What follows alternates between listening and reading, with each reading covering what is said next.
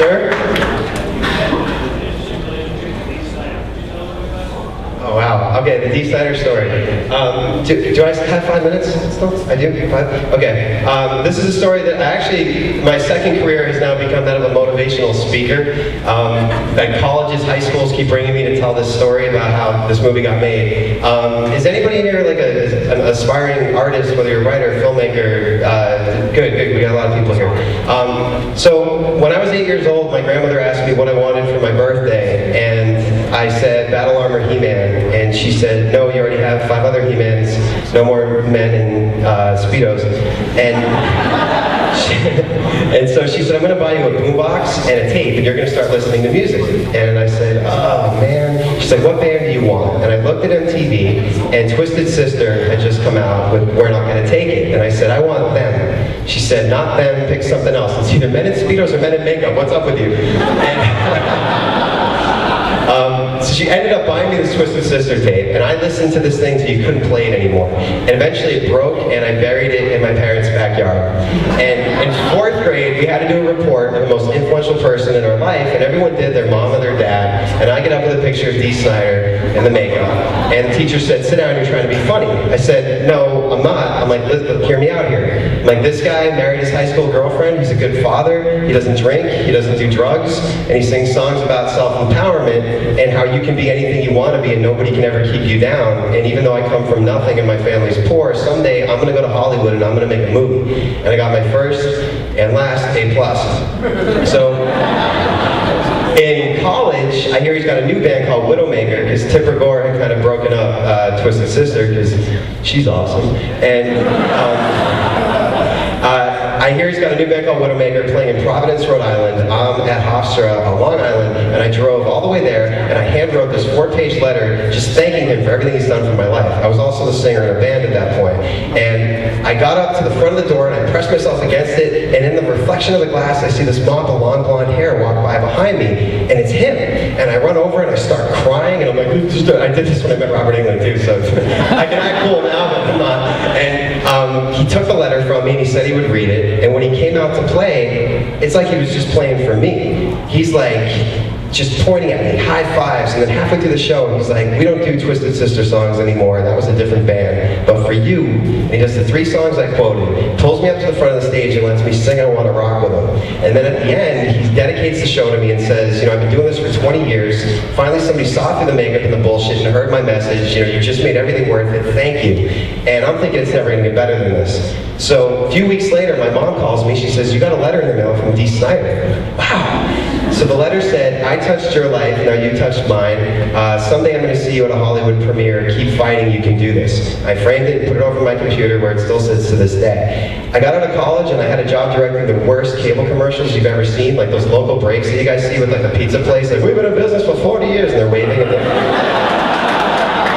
That's my fault. And I had the job because I could steal their cable equipment at night and I could make my own short films. So I made a short film where Jason and Michael Myers stalked the same campsite by mistake and then they're gay for each other. This is the theme of it.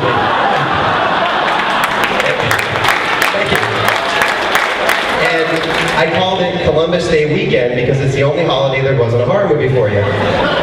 It got bootlegged everywhere. This was before the internet was really big. And then Sean Cunningham, who directed the original Friday, wrote me a letter saying he saw it and thought it was funny. That same week, I got an email from a guy who worked at a talent agency, which I thought was called UTA at the time. It's actually UTA, it's a talent agency. And so I'm like, oh, this place UTA wants to meet me. And I fly out to meet with UTA, and I saved up for 3 months to afford the plane ticket to go because I was so friggin' poor. And when I got there, they wouldn't let me in. They wouldn't let me in the door because of what I was dressed like. And I'm like, are you fucking kidding me? And they're like, you don't come in here in concert shirts and jeans, and sorry. And I didn't, no one met with me, and I wasted all my money on this trip.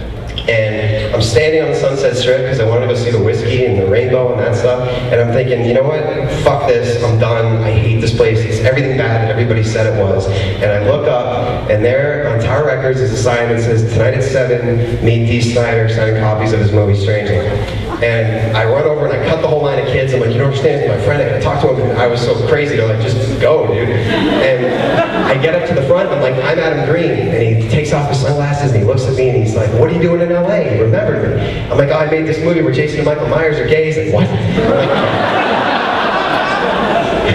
He's like, you played with He-Man too much, dude.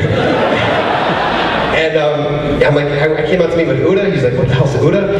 And I said they wouldn't talk to me because they're dicks and I don't know what I'm going to do. And he said, well, you know what you're going to do? You're going to go back to Boston. You're going to make another film. You're going to show these people how it's done. So I'm like, that's right. And I fly back to Boston. I start stealing the equipment. And I'm like, I'm going to make a feature film. I have $400, 3 lights, pizza boxes for flags, and my retarded cat. That's a different story. And I'm halfway through shooting Coffee and Donuts, and my boss caught me, and he said he was going to prosecute me and throw me in jail for all the equipment that I had stolen over those 2 years. And that night, I went to see Poison, because in Boston, there's this place called Great Woods, and Time Warner Cable had a luxury box, and they would give the tickets to the bands that nobody wanted to see to me. So the boss would walk through the office and be like, anybody ever hear of Queen's Rich? I'm like, that's me.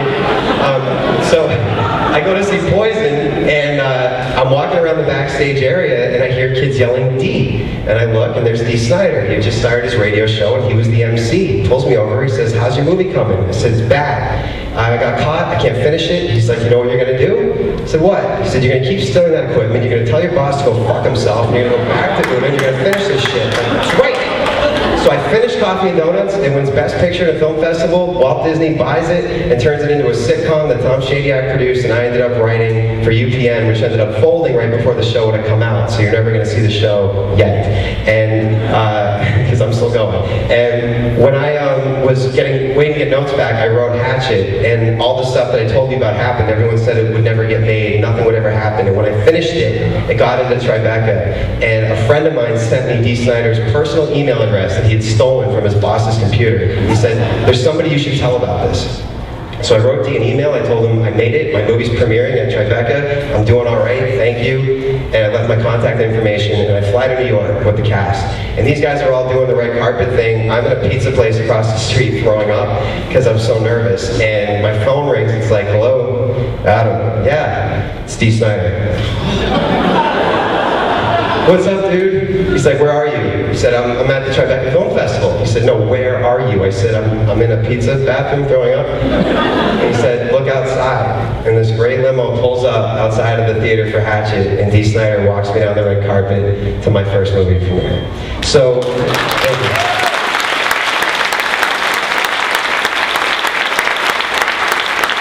So, in closing, I want to say to you guys, I wish we had more time, but we don't, but what you're seeing is not just an old school horror movie, it's something that we're trying so hard to bring back and cater to you guys with. What you're seeing is an 8-year-old kid with no money and nothing but a Twisted Sister tape see every one of his dreams come true, and if I can do it, every single one of you can do anything you ever want to do, no matter what anybody says to you, whether it's a teacher, a parent, a cop, a priest, I don't give a fuck. Whatever you want to do, you can do it. So please come by the booth and meet us afterwards. Have a great weekend, and we'll see you guys tonight. Thank you so much.